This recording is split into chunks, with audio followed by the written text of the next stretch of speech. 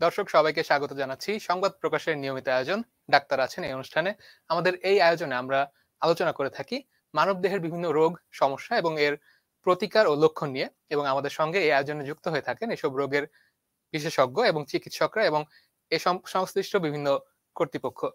এবং আমাদের আজকের এই আয়োজনে আমরা স্বাগত জানাচ্ছি, আমাদের সঙ্গে রয়েছেন জগন্নাথ বিশ্ববিদ্যালয়ের মনোবিজ্ঞান বিভাগের চেয়ারম্যান ডক্টর নূর মোহাম্মদ।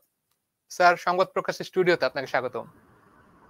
ধন্যবাদ স্যার, আমাদের আজকের আলোচনার বিষয়বস্তু হচ্ছে অটিজম নিয়ে যা জানা জরুরি। স্যার, আমরা শুরুতে আপনার কাছে জানতে চাইবো যে অটিজম বলতে আসলে আমরা কি বুঝবো?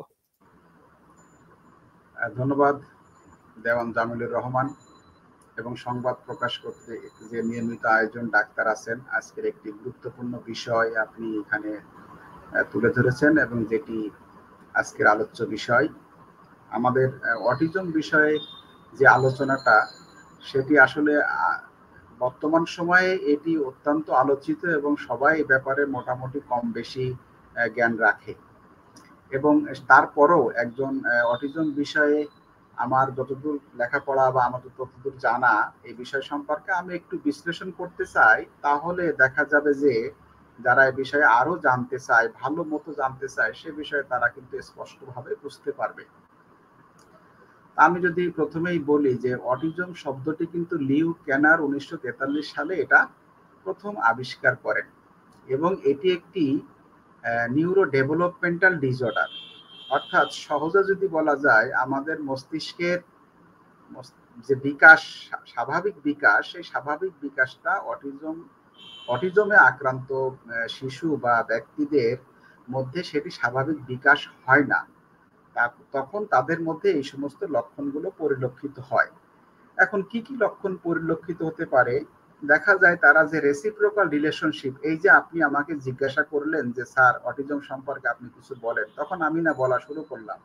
ঠিক অটিজমের বৈশিষ্ট্য সম্পন্ন বাচ্চারা বা যারা তারা তো বড় হয়, তারা কিন্তু সেটা বলতে পারে না, অর্থাৎ সোশ্যাল কমিউনিকেশন তাদের মধ্যে বড় ধরনের ঘাটতি হয়। এবং অটিজম হলো একটি ওয়ার্ড, সেটাকে যদি ভেঙে আমরা বলতে পারি অট এবং ইজম, অর্থাৎ অট শব্দের অর্থ আত্ম আর ইজম শব্দের মগ্ন শিশু, মানে আত্মমগ্ন শিশু, নিজেকে খুবই আত্মমগ্ন অবস্থায় থাকে। আপনি একটা প্রশ্ন জিজ্ঞাসা করবেন, সে উত্তর দিবে না, সে যেটি নিয়ে খেলবে সেটি সে খেলতে থাকবে। ওই দেখা যাবে যে সে আর অন্য কারোর কথায় সে রেসপন্স করবে না। এবং দেখা যায় যে তার কাছ থেকে যদি ওই খেলনাটা আপনি নিয়ে নেন, তাহলে কিন্তু সে রেগে যাবে, চিল্লাচিল্লি করবে। এগুলো সবই কিন্তু বৈশিষ্ট্যের মধ্যে আসে। এবং দেখা যায় রেগে গিয়ে তার ওই হাত পা কামড়াকামড়ি করে, এটা সেটা একটা ক্ষতিকারক কিছু কার্যকলাপ সে কিন্তু করে। ফলশ্রুতিতে তাকে কিন্তু আসলে সেভাবে সেভাবে হ্যান্ডেল করতে হবে। যারা গার্জিয়ান আজকে শুনছেন, তাদের বাচ্চা যদি কারো থাকে বা আত্মীয় স্বজন থাকে, নিকট আত্মীয়ের কোনো সন্তান বা কোনো ব্যক্তি যদি থাকে, তাহলে তাদেরকে মনিটরিং করার ক্ষেত্রে কিন্তু অবশ্যই সে বিষয়টা ভাবতে হবে। তাদেরকে ম্যানেজ করা, তাদেরকে লালন পালন করার ক্ষেত্রে যারা কেয়ার গিভার থাকবে, অবশ্যই সেক্ষেত্রে খেয়াল রাখতে হবে, কারণ বৈশিষ্ট্যগুলো আগে জানতে হবে। এই জন্য আমাদের আজকের যে টপিক, সেটি কিন্তু খুবই গুরুত্বপূর্ণ একটা টপিক, যে অটিজম নিয়ে যা জানা জরুরি। জরুরি মানে বৈশিষ্ট্যগুলো, লক্ষণগুলো জানতে হবে, তারপরে কি কারণে হয়, তারপরে কোন কোন তাদের কি কি সমস্যাগুলো থাকে, সমস্যাগুলো কিভাবে সমাধান করা যায় বা মোটামুটি সমাধান করা যায় সে বিষয়ে জানতে হবে। এর চিকিৎসা পদ্ধতিগুলো সম্পর্কে জানা অত্যন্ত জরুরি। এবং এদের প্রগনোসিস বা ভবিষ্যৎবাণী, এই সমস্ত ছেলে মেয়েরা বড় হলে তারা কি করবে বা কিভাবে জীবন যাপন করবে, সে সম্পর্কে একটা তথ্য আমাদের এই জাতিকে, অবশ্যই আমাদের পরিবারের, সমাজের এবং সরকারের পক্ষে আমাদের এটা জানা উচিত। আর তারা কিছু আচরণ করে, যেমন শরীর দোলানো, মাঝে মাঝে নিজের মস্তিষ্কে আঘাত করে, তারপরে রাগে চিৎকার করে, অনেক ঘটনাগুলো তারা ঘটিয়ে থাকে। এই জন্য এই সমস্ত বাচ্চাদেরকে আমাদেরকে বুঝতে হবে যে তারা আত্মমগ্ন শিশু, তাদেরকে অন্য বাচ্চাদের মতো তাদের সাথে আচরণ করা যাবে না। এই মোটামুটি এইগুলো তাদের কিছু লক্ষণ আছে, এই লক্ষণগুলো আমাদেরকে জানা জরুরি। স্যার একটা প্রশ্ন করতে চাই এখানে যে স্যার আমরা একেবারে নবজাত শিশুদের ক্ষেত্রে বা আরেকটু যখন যারা 2 বছর বা 3 বছর বয়স হয় এদের ক্ষেত্রে স্যার আমরা কিভাবে বুঝতে পারবো যে সে অটিজমে আক্রান্ত? না, এটি তো অটিজমের যে এটাকে বলা হয় নিউরো ডেভেলপমেন্টাল ডিসঅর্ডার, আবার আবার কখনো কখনো বলা হয় ডেভেলপমেন্টাল ডিসঅর্ডার। অর্থাৎ বাচ্চার যে বিকাশমূলক যে কাল যেটাকে 18 বছরের নিচে, এই একদম 0 থেকে 18 বছর বয়স পর্যন্ত এটা হলো ডেভেলপমেন্টাল পিরিয়ড বলা হয়। সবকিছু 18 বছর বয়সের মধ্যে সবকিছু কিন্তু বিকাশ লাভ করে।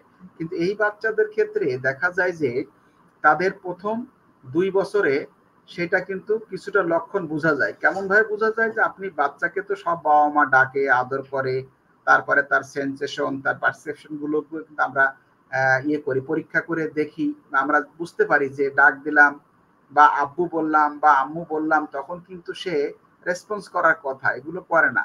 কিন্তু দেখা যায় যে অনেক সময় ডিলে, যে সমস্ত বাচ্চারা দেরিতে বিকাশ লাভ করে সেটা একটা বিষয়, কিন্তু দেখা যায় এদের 4 বছর বয়সে এটা স্পষ্টভাবে ধরা পড়ে যে এই বাচ্চার মধ্যে অটিজমের কিছু বৈশিষ্ট্য আছে, যে বৈশিষ্ট্যগুলো আগেই বললাম খুবই আত্মমগ্ন থাকে। তাহলে বিষয়টা পরিষ্কার যে 4 বছরের মধ্যে 2 বছর থেকে এদের লক্ষণগুলো আমাদের আমরা বুঝতে পারি। তারপরে 4 বছরে তাদের যে অটিজমের যে সকল বৈশিষ্ট্য সেগুলো কিন্তু স্পষ্ট করে জানা যায়। এবং এর কিছু সাইকোমেট্রিক টুলস আছে বা কিছু স্কেল আছে, যে স্কেলের সাহায্যে ডাক্তাররা যারা আছেন তারা কিন্তু এগুলো করে, যারা নিউরো ডেভেলপমেন্টাল যারা পেডিয়াট্রিস্ট যারা আছেন তারা কিন্তু এগুলো করেন এবং দেখেন তার মধ্যে এই বৈশিষ্ট্যগুলো বিদ্যমান। এটি 4 বছর বয়সের মধ্যে মোটামুটি পরিষ্কার হওয়া যায়। স্যার এক্ষেত্রে স্যার আমরা আসলে কি কারণে এই অটিজম মানে এর পেছনের মূল কারণটা কি স্যার যদি একটু বলতেন? মানে অটিজম কিভাবে হয়ে থাকে একটা শিশুর মধ্যে বা নবজাত শিশুর যখন সে আচ্ছা, মাতৃগর্ভে থাকে স্যার তখন স্যার এই অটিজমের কারণটা কি হতে পারে বা জন্মের পর কি কারণে সে অটিজমে আক্রান্ত হতে পারে স্যার একটু যদি বলতেন? অটিজমের কারণ সম্পর্কে এখনো কিন্তু স্পষ্ট করে আমিও বলতে পারবো না, কেউ বলতে পারে না। তবে সম্ভাব্য কারণগুলো যেগুলো যেগুলো সম্পর্কে বলা হয়ে থাকে যে এখানে যদি জিনগত কোনো ত্রুটি থাকে, যেমন down syndrome, x fragile chromosome syndrome, তারপরে প্রাদের উইলিস সিনড্রোম, এগুলো সবই কিন্তু জেনেটিক্যাল জিনগত সমস্যা। এই জিনগত সমস্যার কারণে তখন দেখা যায় তাদের যে স্বাভাবিক যে বিকাশ থাকে, মস্তিষ্কের যে স্বাভাবিক বিকাশ, সেই বিকাশটি কিন্তু ঠিক মতো হয় না। ফলশ্রুতিতে আমাদের মস্তিষ্কের সেরিব্রাল কর্টেক্স কিন্তু মানুষের কমিউনিকেশন, সামাজিকতা, লেখাপড়ার দক্ষতা, বুদ্ধিগত দক্ষতা, এগুলো কিন্তু আমাদের মধ্যে থাকে। কিন্তু দেখা যায় তাদের যে সমস্ত 4টা লোব আছে, এই 4টা লোবের বিকাশ কিন্তু পুরাপুরি হয় না। অর্থাৎ দেখা যায় এদের ক্ষেত্রে ম্যাক্সিমাম ক্ষেত্রে এদের যে কমিউনিকেশন ডিসঅর্ডার, এদেরকে এই অটিজমে বৈশিষ্ট্য সম্পন্ন বাচ্চাদেরকে কিন্তু কমিউনিকেশন ডিসঅর্ডার বলা হয়ে থাকে। এই সংক্রান্ত বিষয়ে ঢাকা বিশ্ববিদ্যালয়ে কিন্তু একটি ডিপার্টমেন্ট আছে। সেখানেও কিন্তু ওই যে তারা কিন্তু এগুলো বাচ্চা নিয়ে কিন্তু তারা গবেষণা কার্যাবলীগুলো করে। আপনার আমার মস্তিষ্কের মধ্যে আমাদের দেখা যায় যে আপনি বলছেন আমি উত্তর দিচ্ছি, তারপরে একজন আমার দিকে আমাকে ডাক দিচ্ছে, আমি ফিরে তাকাচ্ছি, কিন্তু দেখা যায় যে এটা আমাদের মস্তিষ্কের স্বাভাবিক অবস্থায় আছে বিধায় আমরা এটা সম্ভব। কিন্তু ওই সকল বাচ্চার ক্ষেত্রে এটি কিন্তু স্বাভাবিকভাবে বিকাশ লাভ করে না। এই জন্য এটাকে বলা হয় যে আমরা আমরা আমরা ধরে নিই বা গবেষকরা মনে করেন যে এটি মানুষের জৈবিক কারণটাই বেশি গুরুত্বপূর্ণ। এবং মাতৃগর্ভে বাচ্চা যখন মাতৃগর্ভে থাকেন তখন মা যদি পড়ে যায়, কোথাও ধাক্কা খায়, বা মায়ের যদি কোনো রকমের দেখা যায় ভিটামিনের ঘাটতি দেখা দেয়, বা অন্য কোনো সমস্যা যেমন কোনো ভাইরাসের সংক্রমণ হয়, তখন দেখা যায় যে বাচ্চার মস্তিষ্কের যে স্বাভাবিক বিকাশটা, সেই বিকাশটা ঠিক মতো হয় না। ফলশ্রুতিতে তাদের মধ্যে এটা এটা সমস্যা হতে পারে। আরেকটি হলো যে আমরা যখন বলি যে বাচ্চা যখন, একটা হলো প্রিনেটাল, আর একটা হচ্ছে পেরিনেটাল, আর একটা হচ্ছে postnatal. Pre, peri and postnatal. দেখা যায় যে বাচ্চা যখন ডেলিভারি হয় তখন দেখা যায় যে আমাদের অনেক সময় ভুল হয়, বিভিন্ন সময় ভুল ভ্রান্তি ঘটতেই পারে। তখন দেখা যায় যে মস্তিষ্কে ওই সময় আম্বিলিকাল কর্ডটা কাটার সময় বা বাঁধার সময় যে সময়টি থাকে, সেই সময়ের মধ্যে যদি তার মস্তিষ্কের দেখা যায় যে অক্সিজেনের ঘাটতি দেখা দেয়, তখন কিন্তু বাচ্চার যে মস্তিষ্কের যে বিকাশ সেটি কিন্তু স্বাভাবিক হয় না। আরেকটা হলো যে পোস্ট ন্যাটাল পিরিয়ড যেটাকে বলা হয়, যে জন্মের পরে, এই পোস্ট ন্যাটাল পিরিয়ডে কিন্তু দেখা যায় যে বাচ্চাদের যদি আঘাত পায়, খাট থেকে পড়ে যায় বা কোথাও আছে কারোর কাছ থেকে পড়ে গেল, তখন যদি মস্তিষ্কে আঘাত লাগে, তাহলে মস্তিষ্কের এই সেরিব্রাল কর্টেক্সের ওই সমস্ত জায়গায় যদি আঘাত পায়, তাহলে বাচ্চা পরবর্তীতে কিন্তু সে তার স্বাভাবিকতা, যে আচরণের যে স্বাভাবিকতা, সেটি কিন্তু তার বিকাশ লাভ করবে না। এই কারণে এটাকে একটা কারণের মধ্যে আমরা রেখে দিই। আরেকটি হলো যারা দেখা যায় যে সমস্ত বাচ্চাদের পরিবেশগত উপাদান, যে সমস্ত বাচ্চারা বেশ টক্সিক যে সমস্ত ওই পদার্থ আছে, সেগুলো যদি তাদের মস্তিষ্কে ঢুকে যায় কোনোভাবেই, সেটা নাক মুখ দিয়ে ঢুকে যায়, তাহলে দেখা যায় সেক্ষেত্রে মস্তিষ্কের বিকাশও স্বাভাবিকভাবে হয় না। সেখানে কিছু পয়জনস জমা হয়। এই পয়জনসের কারণে তখন একটা সমস্যা হয়। এই সমস্যার কারণে তার মানসিক বিকাশটা কিন্তু এই যে মানে মস্তিষ্কের যে বিকাশ সেটি স্বাভাবিক হয় না, ফলশ্রুতিতে সেখান থেকে হতে পারে। তবে আমি সবসময় বলি যে অটিজমের কিন্তু এখনো সুনির্দিষ্ট স্পেসিফিক কারণ এখনো কিন্তু শনাক্তকরণ সম্ভব হয় নাই, গবেষণা চলছে। এগুলো হলো মোটামুটি এই অটিজমের সাথে সংশ্লিষ্ট কিছু কারণ আমি উল্লেখ করলাম। স্যার এখানে স্যার আরেকটা প্রশ্ন চলে আসে, যেটা স্যার আমরা লক্ষণগুলো জানলাম অটিজমের। স্যার অনেক ক্ষেত্রে আমরা দেখি যে গ্রামের মানুষের মধ্যে বেশ কিছু কুসংস্কার কাজ করে। অনেকে মনে করেন যে এটা বাবা মায়ের পাপের ফল, কিংবা তারা শিশুদেরকে বলে থাকেন যে ও পাগল হয়ে গেছে, বা অনেক সময় বলে জিনের আছর হয়েছে এই বাচ্চাটির। স্যার এই বিষয়গুলো স্যার আপনি কিভাবে ব্যাখ্যা করবেন? এটা তো একটা মধ্যযুগীয় একটা মানে ধারণা ছিল যে মানুষ এই ধরনের করতো, এবং বাংলাদেশে করে, এখনো করে। কিন্তু মানুষ হয় কি, আমি একটা কথা বলি, আমরা যে মানুষ, আমরা একে অপরকে দোষারোপ করে আমাদের ব্যক্তিত্বের আমাদের কাজে, আমাদের কর্মে একটা গতিশীলতা নিয়ে আসি। আমরা আমাদের মস্তিষ্কে একটা নিজেকে বুঝাই যে এটা আমার ওয়াইফের কারণে হয়েছে, ওয়াইফকে দোষারোপ করে আমি একটু শান্তিতে থাকতে চাই। বিষয়টা এরকম সাইকোলজিক্যাল আসলে। এজন্য একে অপরকে দোষারোপ করে। এই সমস্ত বিষয়গুলো অযৌক্তিক এবং টোটালি একদম ভ্রান্ত ধারণা। এটা মস্তিষ্কের মধ্যে, মানুষের মধ্যে এক ধরনের ভ্রান্ত ধারণা, এটি প্রতিষ্ঠিত হয়ে গিয়েছে। এবং বাংলাদেশের দেখা যায় যে শুধু অশিক্ষিত না, আমি দেখেছি শিক্ষিত মানুষের মধ্যেও এই ধ্যান ধারণাগুলো আছে। এবং শিক্ষিত যে সমস্ত পিতামাতার এই সমস্ত বাচ্চা হয়েছে, তাদের দেখা যায় কখনো ওয়াইফ, কখনো স্বামী, অথবা কখনো স্ত্রী বলে যে আমরা কবিরাজের কাছে যাই, হুজুরের কাছে যাই, এই পানি পড়া, এটা সেটা করে আসি। একদম পুরা মধ্যযুগে যে বর্বরতা ছিল সেটা। এবং দেখা যায় মস্তিষ্কের কোথাও যদি একটা, আমরা আগে দেখেছি যে মস্তিষ্কের কোথাও একটা দেখা যায় যে অনেক সময় আমরা করি কি, দেখেছি যে বিভিন্ন ছবিতে দেখা যায় যে মস্তিষ্কের কোনো একটা জায়গায় ওই ইয়ে করা হয়, ক্ষত করা হয়, ক্ষত করে দিয়ে ওই জায়গাটা মনে হয় যে এখানে যদি ঠিক করে দিই তাহলে এটা ওজা, মানে কি বলে, সরি ওজা তো নাই, যে যারা বিভিন্ন রকমের এই যে এই কবিরাজ আছে, তারা এগুলো কবিরাজ। ট্রিটমেন্ট গুলো করে। ফলে এটি একদম একদম ভ্রান্ত ধারণা। এবং এটি যেটা করে একদম অমানবিক একটা বিষয়। এই সমস্ত কনসেপ্ট গুলো এখন বাংলাদেশে আহ, আগে বাংলাদেশে বর্তমান সময় কিন্তু কম, 80-র দশকে, 70-90-এর দশকে কিন্তু এগুলো ছিল, এখন এটা নাই। আস্তে আস্তে এই আপনাদের মতো বা আমাদের মতো মানুষ যারা আছে, তারা বিভিন্ন সময়ে এই ব্যাপারে আমাদের যে অ্যাওয়ারনেসটা ডেভেলপ হলো, এই অ্যাওয়ারনেস ডেভেলপমেন্টের ফলে কিন্তু সমাজ অনেক সচেতন হচ্ছে। বাবা মা বুঝতে পারতেছে এগুলো কিন্তু আসলে ওই কোনো পাপের ফল না, বা হাবা গোবা বা লুলা এরকম শব্দগুলো বলে, এগুলো আসলে না। এটা এখন একটা মোটামুটি ভালো পর্যায়ে এসেছে। এবং বাংলাদেশ গভর্নমেন্টের, আপনারা জানেন, এই মাননীয় প্রধানমন্ত্রী জননেত্রী শেখ হাসিনার সুযোগ্য কন্যা সাইমা ওয়াজেদ পুতুল, উনি কিন্তু এই কাজটা কাজ করেন। সুতরাং এগুলো কাজ করার ফলে ওনার সরকারের একটা বেশ কন্ট্রিবিউশন আছে, তারা এই কাজগুলো করেন বিধায় এখন মানুষ সবাই কিন্তু মোটামুটি এই ব্যাপারে একটু সচেতন।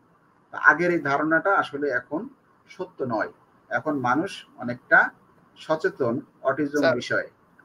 স্যার সরকারের প্রসঙ্গ যেহেতু আসলো, স্যার এখানে একটা প্রশ্ন করতে চাই যে স্যার সরকারের এই ক্ষেত্রে কি করণীয় আছে? আর স্যার আপনি যেহেতু বলছিলেন স্যার কোনো নির্দিষ্ট চিকিৎসা নেই। তো স্যার এই ক্ষেত্রে সরকার আসলে এই সচেতনতা কিভাবে বাড়াতে পারে মানুষের মধ্যে বা নতুন কি পদক্ষেপ নেওয়া যেতে পারে? না, না, চিকিৎসা নেই কথাটা না বলি নাই, আমি বলছি সুনির্দিষ্ট কারণ নাই। সুনির্দিষ্ট কারণ এখনো ইনভেস্টিগেট করা যায়নি। স্পেসিফিক যে এই রকমের ক্রোমোজোমের কারণে এটা হয়, বলা হয় যে ট্রাইসোমি 21, এই অটিজমের দেখা যায় যে একটি জায়গায় এক্সেস ক্রোমোজোম থাকে বিধায় এটা হয়। চিকিৎসা আছে, চিকিৎসা আছে। চিকিৎসা কথাটা বলে আমি সরকারের বিষয়টা বলি। চিকিৎসার ক্ষেত্রে প্রথম যে কাজটা আমরা করি সেটা হলো সাইকো এডুকেশন। সাইকো এডুকেশন মানে হলো যে এই যে অটিজম, এই অটিজম বিষয় যেটা যেটা আজকের টাইটেল অটিজম নিয়ে যা জানা জরুরি, অর্থাৎ এটি হলো সাইকো এডুকেশনের একটা টপিক। অর্থাৎ অটিজম সম্পর্কে তাকে পিতামাতাকে, তাকে তো দেওয়া যায় না, পিতামাতাকে একটা ভালো ধারণা দিতে হবে যে বিশ্বে কত পার্সেন্ট অটিজমে আক্রান্ত, তার মধ্যে ছেলে কতজন, মেয়ে কতজন, তারপরে আপনার এর অবস্থাটা কি, ওই ছেলেকে অ্যাসেস করে বা ওই মেয়েকে যারা অটিজমে আক্রান্ত তাকে অ্যাসেস করে জানাতে হবে যে আপনার বাচ্চার অবস্থা এই অবস্থায় আছে। যেমন আমরা বলি সিভিয়ার আছে, সিভিয়ার আছে, মডারেট আছে, এরকম মাইল্ড আছে, এরকম আমরা একটা লেভেলে ভাগ করি। ভাগ করে সেই গার্জিয়ানকে জানানো হয় এবং তার বর্তমান অবস্থা এইটা, এটা অ্যাসেসমেন্টের মাধ্যমে আমরা করে থাকি। অ্যাসেসমেন্টের মাধ্যমে করে থাকে শুধু আমরা না, এরা হলো মেন্টাল হেলথ প্রফেশনাল যারা আছে, এর মধ্যে সাইকিয়াট্রিস্ট আছেন। সাইকিয়াট্রিস্ট কারা? যারা ডক্টর। তারপরে আমরা সাইকোলজিস্ট, তারপরে ক্লিনিক্যাল সাইকোলজিস্ট, তারপরে এডুকেশনাল সাইকোলজিস্ট, সবাই পেডিয়াট্রিস্ট যারা আছেন তারা সবাই সবাই কিন্তু এই কাজগুলো করে। অ্যাসেসমেন্ট হয় এখানে, মাল্টি মাল্টি ডিসিপ্লিনারি গ্রুপের দ্বারা একটা অ্যাসেসমেন্ট হয়। সেই অ্যাসেসমেন্টের ভিত্তিতে অনেকগুলা টেস্ট করা হয়, তার নিউরোলজিক্যাল, তারপরে তার তার কানের, তার দেখায় সমস্যা আছে কিনা, হিয়ারিং সমস্যা আছে কিনা। যেমন এই যে ডাক দিলাম কেন কথা শোনে না বাচ্চা, তখন কানের ডাক্তারের কাছে দেখা, ইএনটি ডাক্তারের কাছে দেখাতে হয়।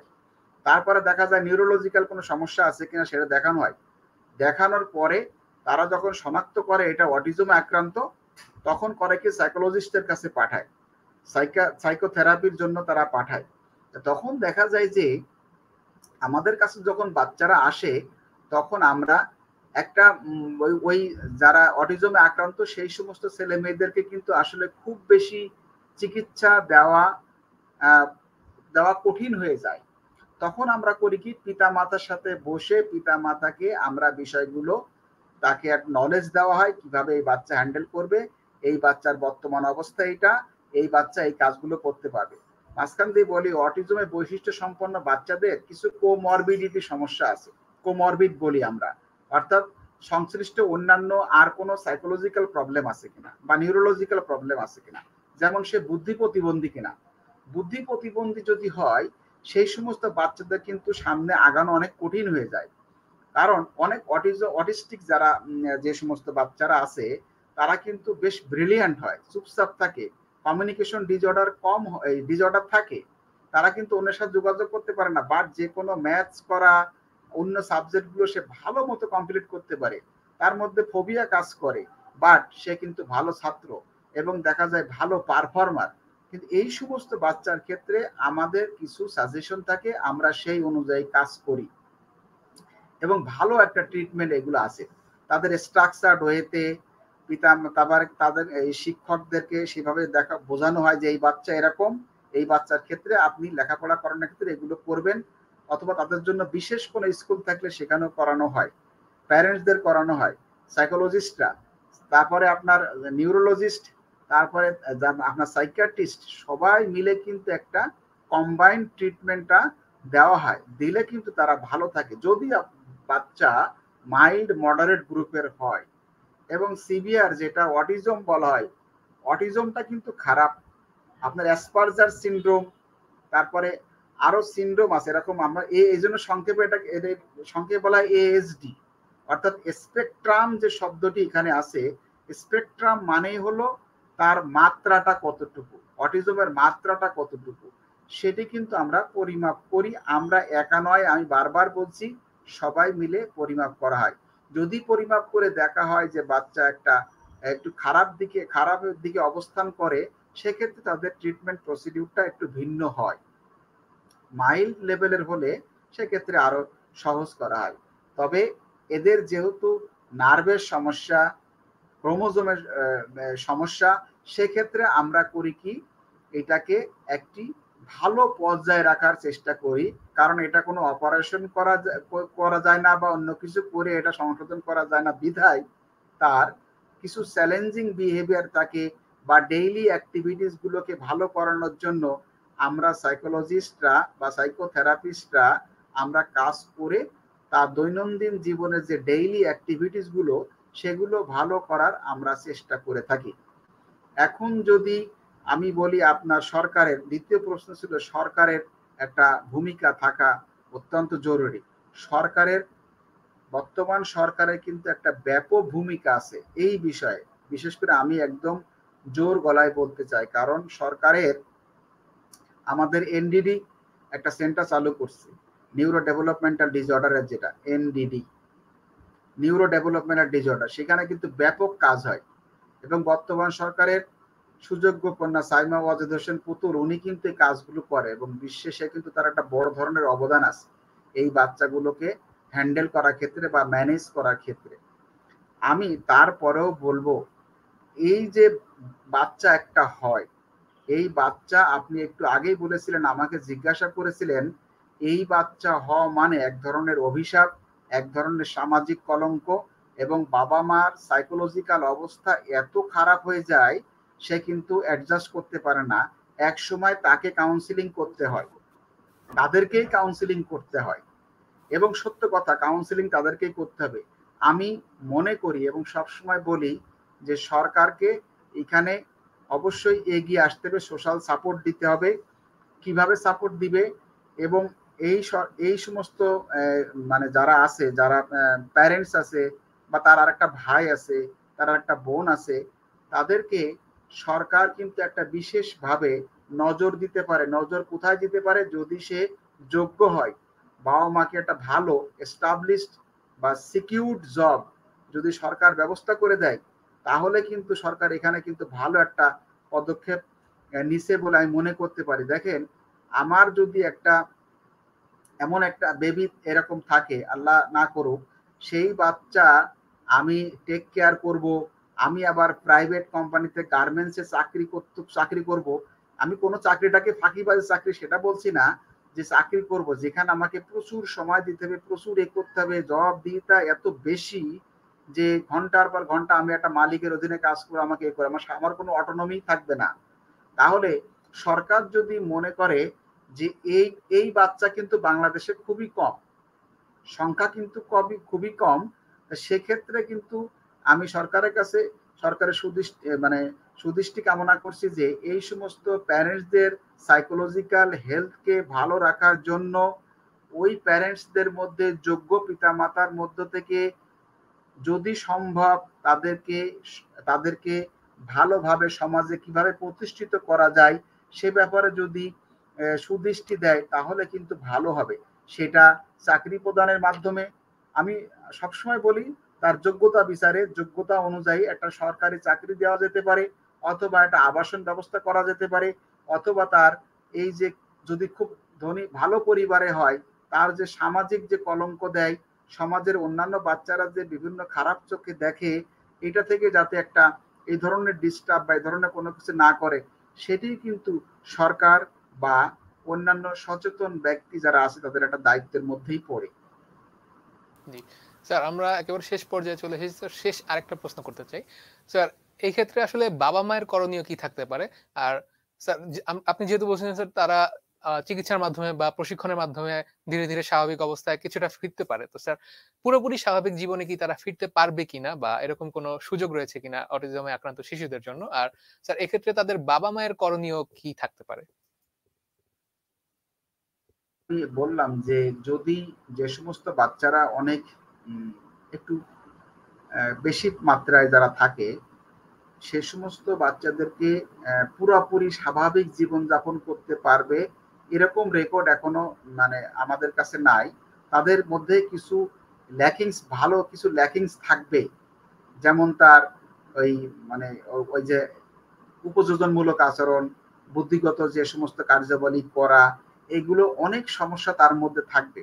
তবে সেই সমস্যাগুলো আমরা দেখেছি। দেখেন আপনারা যদি সত্যিকারে আপনি যদি নিজেও যদি দেওয়ান জামিনুর রহমান আপনি যদি নিজেও যদি একটু দৃষ্টিপাত করেন দেখবেন আপনার গ্রামে বা আপনি যে মহল্লায় থাকেন কিছু মানুষ কিন্তু ছোট বাচ্চারা কিন্তু দেখবেন ছোটবেলায় একটু কিন্তু বোকা থাকে বা একটু আমি সরি বোকা শব্দ বলবো না এমনি একটু কম বুঝে বা একটু মনে হয় দেখবেন বড় হলে ধীরে ধীরে ধীরে ধীরে সে কিন্তু একটা ভালো অবস্থায় চলে আসে।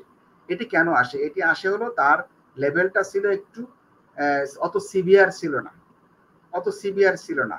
কিছু সিনড্রোম তার মধ্যে ছিল, বাট সেগুলো সে আস্তে আস্তে আস্তে আস্তে কাভার দিছে। অর্থাৎ তার বুদ্ধিগত যে যে যে এরিয়াটা মস্তিষ্কের আছে সেটি কিন্তু মোটামুটি ভালো ছিল। হয়তো এই তার কথা বলা, তার অ্যাফাজিয়া হতো, মানে ব্যাবলিং হতো, এরকম কিছু সমস্যা থাকতো। সেগুলো কিন্তু আস্তে আস্তে তার কিন্তু কাভারে যায়। যারা বেশি সমস্যায় থাকে তাদের কিন্তু সব সময় একজন কেয়ার গিভার প্রয়োজন হবে এবং তাকে কিন্তু সর্বক্ষণিক সাহায্য সহযোগিতা করার জন্য তার পাশে লোক থাকা বাঞ্ছনীয়। তা না হলে সে দেখা যায় একটা দুর্ঘটনার সম্মুখীন হবে। এই জন্য আমি মনে করি যে যে বাচ্চাদের প্রথমেই হলো শনাক্তকরণের একটা গুরুত্বপূর্ণ বিষয়, তারপরে অ্যাসেসমেন্ট একটা গুরুত্বপূর্ণ বিষয়। এই শনাক্তকরণ এবং অ্যাসেসমেন্টের মধ্য দিয়েই আমরা কিন্তু তার লেভেলটা জানতে পারবো এবং সেই লেভেল অনুযায়ী আমরা যারা মেন্টাল মানসিক স্বাস্থ্য পেশাজীবী আছে তারা কিন্তু একটা গাইডলাইন তাদেরকে দিয়ে দিব এই বাচ্চার এই বয়স পর্যন্ত বা তার তার জীবনের সকল এই মানে একদম টোটাল বয়স পর্যন্ত একদম শেষ দিন পর্যন্ত তার পাশে লোক থাকা লাগবে কি লাগবে না। এটি কিন্তু আমরা যারা মানসিক স্বাস্থ্য পেশাজীবী ওই যে টিম সেই টিম একত্রে মিলে কিন্তু এই সাজেশনটা আমরা দিব। এখন আগে আমরা এখন এই মিডিয়াতে বা এরকম কখনো বলতে পারি না যে বাচ্চারা একদম পুরোপুরি ভালো হবে না, এটি কিন্তু আমাদের এখানে বলা ঠিক হবে না।